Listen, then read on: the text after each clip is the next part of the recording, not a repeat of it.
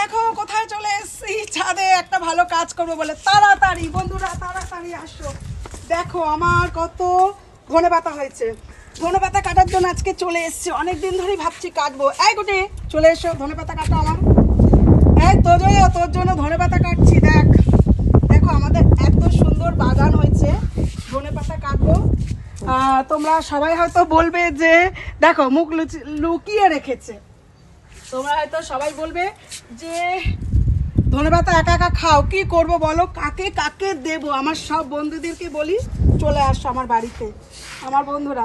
আচ্ছা জোজো, আমি এটা কাটতাছি, তুমি খাইবা?